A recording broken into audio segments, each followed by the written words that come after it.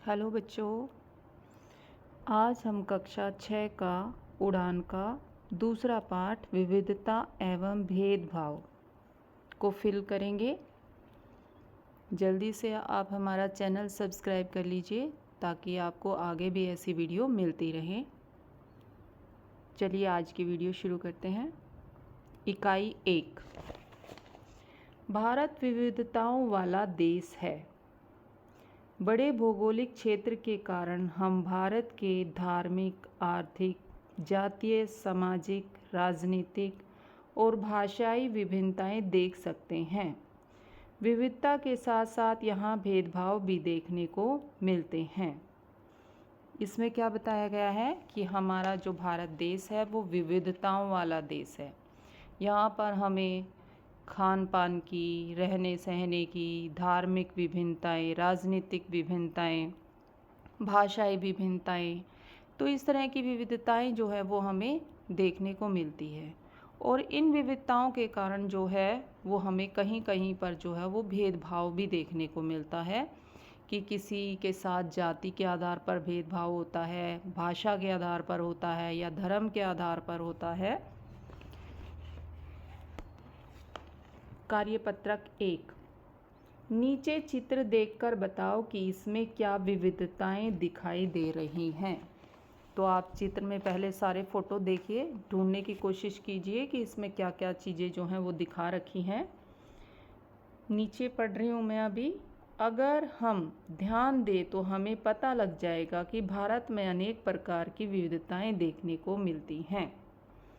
धार्मिक विविधता, भाषाई विविधता, खान पान की विविधता, रहन सहन की विविधता और क्षेत्रीय विभिन्नता। तो ये सब विभिन्नताएं जो है हमें भारत में देखने को मिलेंगी।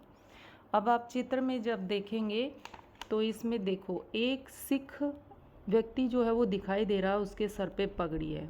कहीं पर हमें ओम लिखा हुआ दिखाई दे रहा है। कहीं पे हमें तपस्या में कोई व्यक्ति जो है वो दिखाई दे रहा है। इससे क्या पता चलता है? धर्म का पता चलता है कि सब अलग अलग धर्म के लोग हैं और उनकी पहचान से, उनके पहनावे से या उनकी पहचान जो होती है, जैसे ओम होता है, ये हिंदू धर्म में होता है, तो इससे हमें क्या पता चल रहा है इसमें कि धार्मिक विविधता जो है वो दिखाई गई है। भाषाई विविधता। अब भाषाई विविधता भी जो है एरिया वाइज जो है वो अलग अलग बदलती रहती है। पीछे हमने लेसन में पढ़ा था कि अलग अलग राज्यों में जो है वो अलग अलग तरह की भाषाएं हम देखते हैं। खान पान की विविधताएं। अब यहाँ पर देखो, कई जगह पर जो है अलग अलग तरह का खाना दिखाई दे रहा है। तो यहाँ पर हम देख रहे हैं कि अलग अलग तरह का खाना है, मतलब वो विविधता है। रहन सहन की विविधता। अब यहाँ पर कोई औरत हमें सूट में दिखाई दे रही है, कोई साड़ी में दिखाई दे रहा है, कोई व्यक्ति जो है वो हमें पगड़ी में दिखाई दे रहा है। इससे क्या पता चलता है कि ये रहने सहने की, कि किस तरह से वो लोग रहते हैं, उसकी विविधता है। क्षेत्रीय विविधता है। कहीं पर जो है ताजमहल दिखाई दे रखा है, कहीं पे इंडिया गेट दिख रहा है, कहीं पे गेटवे ऑफ इंडिया दिखा रखा है।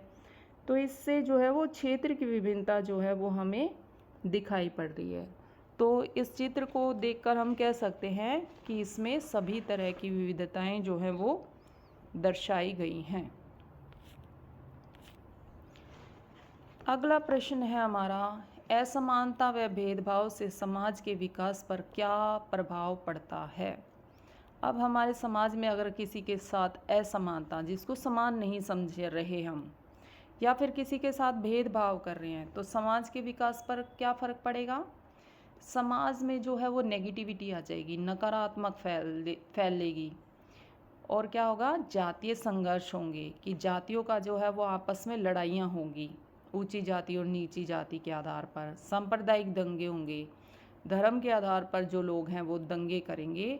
और दंगे अगर किसी देश में होगा तो क्या होगा कि समाज का विकास जो है वो धीमा पड़ जाएगा। अगला प्रश्न है ख, समाज में लड़कों व लड़कियों में भेदभाव क्यों किया जाता है। ये हमारी सोच की वजह से होता है, ये हमारी रूढ़िवादी सोच है, पुरानी सोच है ये हमारी। और हमारा समाज कैसा है? पुरुष प्रधान समाज है। यहाँ पे पुरुषों को महत्व दिया जाता है। तो इस वजह से जो है वो लड़के और लड़कियों में जो है हम फ़र्क करते हैं। धीरे धीरे जो है वो बदलाव आ रहा है, लेकिन फिर भी कहीं ना कहीं हमें ये चीज़ें जो हैं वो देखने को मिलती हैं। आपके आसपास की घटनाओं के आधार पर बताओ कि कौन कौन से भेदभाव होते हैं।